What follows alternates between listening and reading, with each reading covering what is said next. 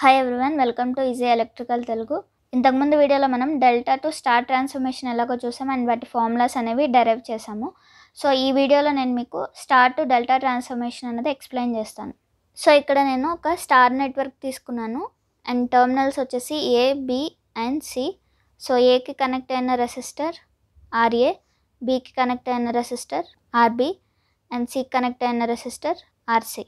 So నేను డెల్టాకి transformation చేసినప్పుడు ఈ స్టార్ నెట్వర్క్ని సో నాకు వచ్చే రెసిస్టర్స్ ఏమవుతాయి R1, R2 and R3. So ఈ టర్మినల్ ఏ అవుతుంది, ఈ టర్మినల్ బి అవుతుంది, ఈ టర్మినల్ సి అవుతుంది. ఏబి టర్మినల్స్ నుంచి నేను చూసినప్పుడు ఈక్వివాలెంట్ రెసిస్టెన్స్ స్టార్లో ఏమైతే ఉంటుందో డెల్టాలో కూడా అదే ఉండాలి. అలానే బీసీ టర్మినల్స్ నుంచి చూసినప్పుడు నాకు స్టార్ కనెక్షన్లో ఏదైతే ఈక్వివాలెంట్ రెసిస్టెన్స్ వస్తుందో అట్లానే డెల్టా కనెక్షన్లో కూడా సేమ్ అదే ఈక్వివాలెంట్ రెసిస్టెన్స్ రావాలి. అలానే సిఏ టర్మినల్స్ నుంచి చూసినప్పుడు స్టార్లో నాకు ఈక్వివాలెంట్ రెసిస్టెన్స్ ఏమొస్తుందో డెల్టా కనెక్షన్లో కూడా సేమ్ అదే ఈక్వివాలెంట్ రెసిస్టెన్స్ అనేది రావాలి. సో మనం డెల్టా టు స్టార్ ట్రాన్స్ఫర్మేషన్ చేసినప్పుడు మనకి ఏం రిలేషన్స్ వచ్చాయి, RA is equal to R1 R2 by R1 plus R2 plus R3. అలానే RB is equal to R1 R3 divide by R1 plus R2 plus R3. అలానే RC is equal to R2 R3 divide by R1 plus R2 plus R3. So ఇవి ఎలా వచ్చినాయి అని తెలియాలి అంటే కనుక డిస్క్రిప్షన్లో నేను లింక్ ఇస్తాను, please watch that video. So నేను ఈక్వేషన్ని 1 అనుకుంటున్నాను, ఈ ఈక్వేషన్ని 2 అనుకుంటున్నాను అండ్ ఈ ఈక్వేషన్ని 3 అనుకుంటున్నాను. సో నేను ఇప్పుడు ఏం చేస్తానంటే equation 1 into 2 plus equation 2 into 3 plus equation 3 into 1 చేసి ఇంకొక ఈక్వేషన్ రాస్తాను. సో ఆ ఈక్వేషన్ నేను 4 అనుకుంటాను. సో ఈ క్యాలిక్యులేషన్ చేస్తే ఏమొస్తుందంటే మనకి ఈక్వేషన్ 1 ఇంటూ 2 అంటే RA RB plus equation 2 into 3 RB into RC plus equation 1 into 3 అంటే RA into RC is equal to, so ఇక్కడ మనకి డినామినేటర్ ఏముంది R1 plus R2 plus R3, ఈ 3 ఈక్వేషన్లోనూ సేమ్ ఉంది. సో ఏమవుతుంది R1 plus R2 plus R3 square అవుతుంది divide by, so 1 into 2 చేసినప్పుడు ఏమవుతుంది R1 ఇంటూ R1 అంటే R1 square into R2 R3 plus 2 into 3 చేసినప్పుడు R1 R2 R3 square plus 3 into 1 చేసినప్పుడు R1 R2 square R3 divide by R1 plus R2 plus R3 square. So నేను ఈ ఈక్వేషన్ని 4 అనుకుంటున్నాను. So ఇప్పుడు నేను ఏం చేస్తానంటే ఈక్వేషన్ 4 డివైడ్ బై ఈక్వేషన్ 1 చేస్తాను. సో ఈక్వేషన్ 4 బై ఈక్వేషన్ 1 చేస్తే ఏమవుతుందంటే RA RB plus RB RC plus RC RA divide by equation 1 ఏమిటి RA equation. So by RA is equal to R1 square R2 R3 plus R1 R2 R3 square plus R1 R2 square R3 divide by R1 plus R2 plus R3 square divide by RA into మనకి R1 R2 by R1 plus R2 plus R3. So ఇక్కడ ఏమవుతుంది వీటన్నిటిలోనూ R1 R2 R3 కామన్గా ఉంది.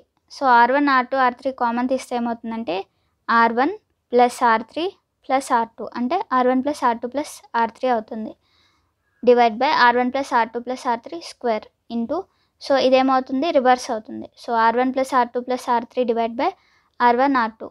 So R1 plus R2 plus R3 ఇక్కడ ఒక term తోటి cancel అవుతుంది. So ఇక్కడ R1 R2 ఇక్కడ R1 R2 క్యాన్సిల్ అవుతుంది. సో మనకేమొస్తుంది ఇక్కడ R3 వస్తుంది. So R3 is equal to RA RB plus RB RC plus RC RA divide by RA. So సిమిలర్గా ఈక్వేషన్ 4 బై ఈక్వేషన్ 2 చేస్తే ఏమవుతుందంటే మనకి R2 వాల్యూ వస్తుంది. సో R2 వాల్యూ ఏమవుతుందంటే RA RB plus RB RC plus RC RA divide by RB. అలానే equation 4 by equation 3 చేస్తే ఏమవుతుందంటే మనకి R1 వాల్యూ వస్తుంది.